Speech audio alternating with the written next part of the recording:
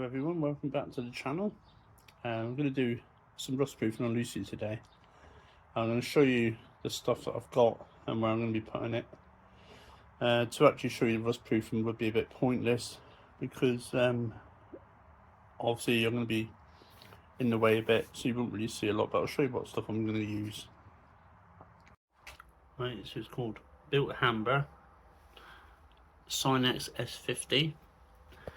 And it comes with a lance, which also you can put on top. Focus. See if I can get the focus. That's better. On the end of this here where my finger is. Oh. Focus.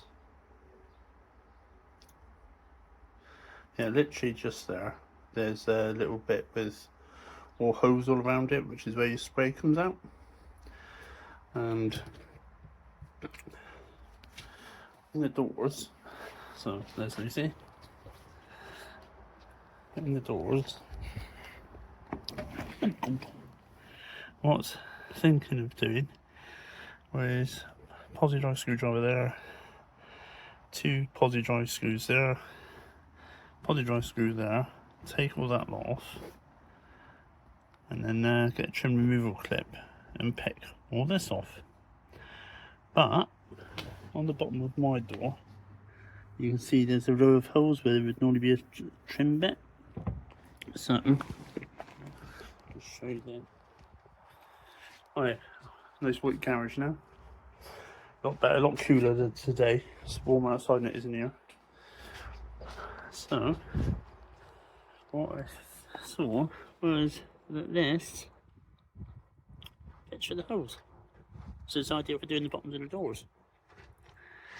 And that will stretch all the way along. So that saves me a lot of time. It saved me a lot of time, so I've got to dismantle the door cards now. So if your doors have got the strip missing on the bottom, then this Dynax S50 will literally, in the lance that comes with it, I think it's £20 a can, so it's not cheap, but it's the best on the market. So if you've got those holes in the bottoms of your doors because the trim bit's missing, then you can use that as an access point, which means you haven't got to take the door cards apart. Obviously if you have got to take the door cards apart, then obviously use those 3 items, 3, obviously the door handle, opener and the door pull, all posi drive screwdrivers, and just get a trim clip and take your door panel off, obviously if you have to.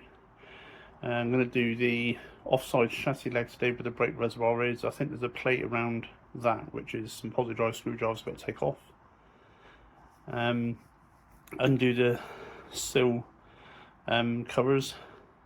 If I can get in without taking the whole lot off, I will do. They're held in with 10mm bolts and nuts. So see if I can get around to sorting that out without too much faff.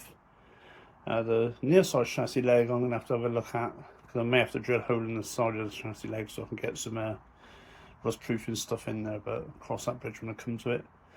And if I can get to it, the underneath the seat base you've got that piece of metal which got holes in it. If I can access that, then I'll spray inside there as well, because obviously that panel's not available, so if I can treat that and keep it from rusting out, then I'll do that.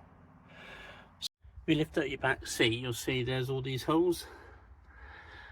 So obviously you can get in and rust proof in there, because this panel's not available, so you want to try and protect this as much as you can. So I've done the door bottoms. You obviously see it seeping out. Once you've got the holes, I usually push it in one end, pull it back through the other, keep your doors open. Obviously you won't get backs dripping on your things and that then. So we'll crack on and do that now. If you have a look here as well, you'll see these here. Well, there's a little bung, there's a little hole just there. So I'm going to rust proof that as well. Oh, it's bloody hot up here. I've come in the garage where it's a bit cooler. So the rust proofing's gone really well. Managed to do all 4 door bottoms. Sorry, the sweat's dripping off me. Managed to do all 4 door bottoms. Underneath the back seat where there's some access holes and also some side access holes to the rear part of the chassis. So that's all been done. I was gonna start taking off the trim finishes for the sills, but they're all gonna have to come up, and that's quite an involved job, probably like an all-day job. I haven't really got the time or the energy today because it's quite hot out, so that'll have to be another day.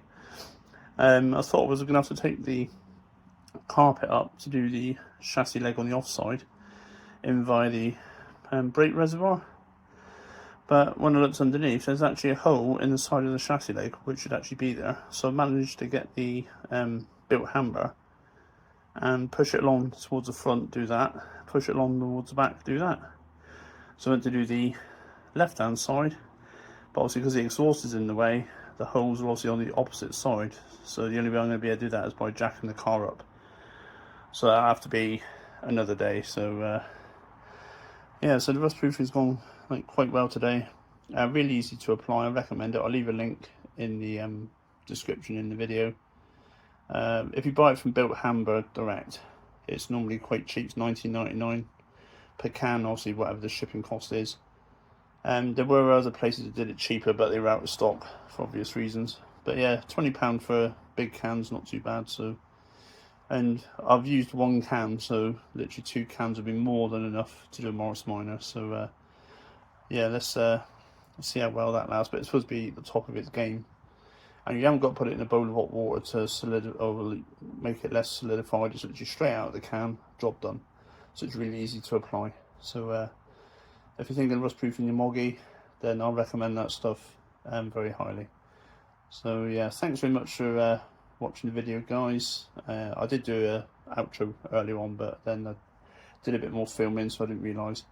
So yeah, thanks very much for watching, guys. Follow me on all my socials, and I'll see you soon in the next video. Bye for now.